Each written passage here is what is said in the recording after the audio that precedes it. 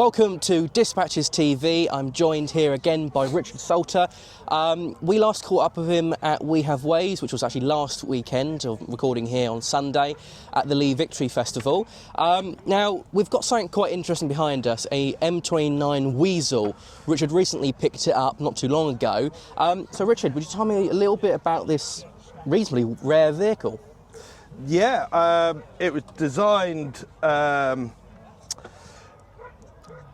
It was originally a concept out of the T15, T24. It became the M28 and then M29. But the idea was that the Americans, the Allies, wanted to hit Hitler's heavy water plant in Norway. So they needed a vehicle which was capable of going across snow, deep snow, and rocky, and really be a versatile vehicle. And a guy called Pike, surname Pike, bit eccentric, friendly with Einstein. He was very much into his snow and water and ice and how it happened. Like I say, eccentric, which is typical British. And he came up with this idea, this design, very similar to this, to the original one. And they designed it for Operation Plough, but Operation Plough never happened. So they did a few modifications and they came up with the M29, and they had the M29C. The M20, all the differences between both of them is that the amphibious, they're both amphibious, very, very good for water, mud, sludge, anywhere that a Jeep can't go or anything like this, these will go. So versatility was key for this. Yes. And its success. And yeah. And it was used throughout the war. Quite often by commandos as well, wasn't it? Yeah, it was used mainly towards sort of mid to end of the war. It was used by the British 79th Armoured, which was Hobart's Funnies, the one with all the flails and all the tanks what went onto on the Normandy landings. It was also used by the commandos for raiding the islands at Antwerp to kick the Germans off. They worked alongside with the Buffaloes. It was also used heavily by the Americans against the Japanese invasions on the islands. In Italy, the Americans used it all over Italy because the versatility of it. Battle of the Bulge, it was used up going across the Rhine for crossing for Operation Varsity, and you know. And like I said, the 79th Armoured used them, and so did the Commandos. Yeah. But also, it wasn't just used for carrying troops. I mean, you've got yours laid out in the back there for medics as well, haven't you? Yeah. The ability to carry wounded. Well, one of the things they found out with these, if I lift up this cover, is you have 3 seats across the back, and 1 seat obviously for the driver. So you could carry guys, and some of them had radios.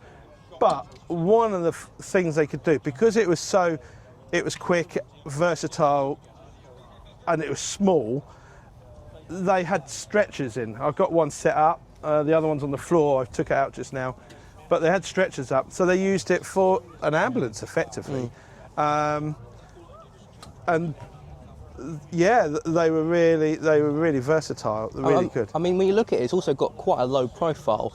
And yes. Obviously, with its intention of Operation Plough and things like that, with it only weighing probably around about 2 tons, isn't it? Under 2 tons. It wouldn't actually leave much of a indent, wouldn't it? You wouldn't see where it's been. So, I suppose secrecy was kind of its intention as well.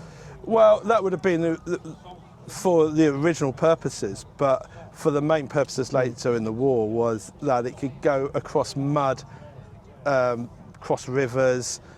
Never meant for doing sea work, even though the Americans did launch on a couple of their islands out in the Pacific, and well, I suppose they got them on board, I don't know, because when you're in the water's up here.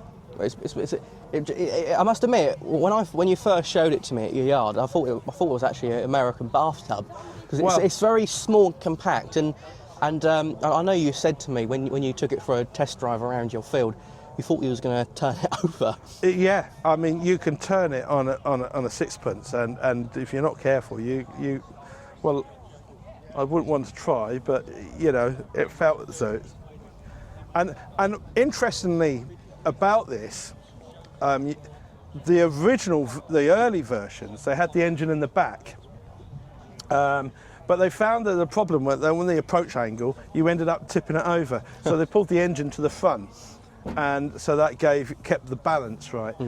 But one of the things I love about this, and it's unusual in a 1940s vehicle, is it's got a heater. And it's got a little heater. You pull this guard back, and the hot air from the engine actually goes around your legs, and it's quite warm. And when you've got all this down, it's toasty. But think about it, it was designed to be in -20 conditions. You're going to want a bit of warmth. Yeah, definitely.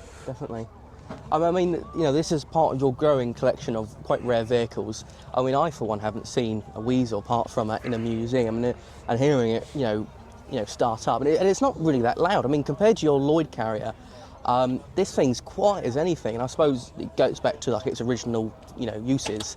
But what's this make you now? Your third, fourth vehicle? Fifth, sixth, I think. Yeah. I mean, you do have a nice collection, but I know. I think it's a disease, and I might seek help. Yeah, we got your helpline now, haven't you? But I mean, it's always nice catching up with you, Richard, and hope, you know, maybe next week you might have another vehicle. Who knows? Yeah, I've already bought one actually. Oh, have you? Yeah, but we'll talk about that later. Off camera then. Well, perfect. Thank you for coming on board for Dispatches TV again. You can tune back in maybe next week. We'll have another video up. And that's all for us for now. So thanks ever so much for watching.